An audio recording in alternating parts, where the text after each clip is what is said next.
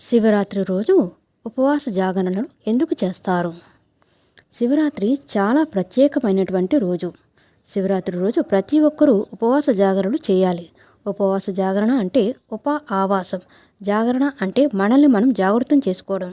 దీని అర్థం ఏమిటంటే మీరు శివరాత్రి ఉదయం నుంచి రాత్రి వరకు, అలాగే రాత్రి నుంచి తెల్లవారుజామున శివనామస్మరణ చేస్తూ శివుని గురించే తలంచుకుంటూ ఈశ్వర అనుకుంటూ ఆయనతో ఆవాసం, ఆయన కోసం జాగరణ చేయడం, లేదా మనకు ఉన్నటువంటి మంత్రోపదేశం కావచ్చు, మనకు ఉన్నటువంటి ఉపదేశం కావచ్చు, మనకు ఉన్నటువంటి శివనామ స్మరణ కావచ్చు, ధ్యానం ద్వారా, సాధన ద్వారా కావచ్చు, ఆ యొక్క ఈశ్వర అనుగ్రహం పొందడానికి ప్రయత్నం చేయాలి. అంతే తప్ప శివరాత్రి రోజు ఏది పడితే అది చూస్తూ, ఏది పడితే అది తింటూ, నాట్యములు వంటివి చేస్తూ, లేదా ఆఫీసు పనులు వంటివి చేస్తూ రాత్రి సమయంలో జాగరణ చేయడం సరైనటువంటి విధానం కాదని సూచిస్తున్నారు.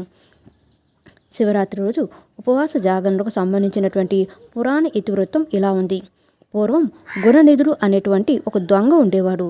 ఆయన దొంగతనాలు చేస్తూ ఒకసారి శివరాత్రి రోజు ఒక రాజ్యంలో రాజుగారు ఉండేటువంటి మహల్లో దొంగతనం చేయడం.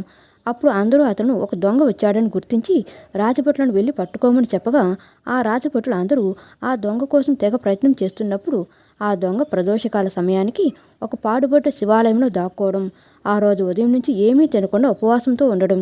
అప్పుడు ఈ రాజభటులు పట్టుకుంటే నన్ను చంపేస్తారేమో అన్న భయంతో ఆ పాడుబడ్డ శివాలయంలోనే ఉండి శివా నన్ను రక్షించు, శివా నన్ను రక్షించు, ఓం నమ శివాయ అంటూ రాత్రంతా జాగరణతో, భయంతో, భక్తితో శివనామస్మరణ చేశాడు.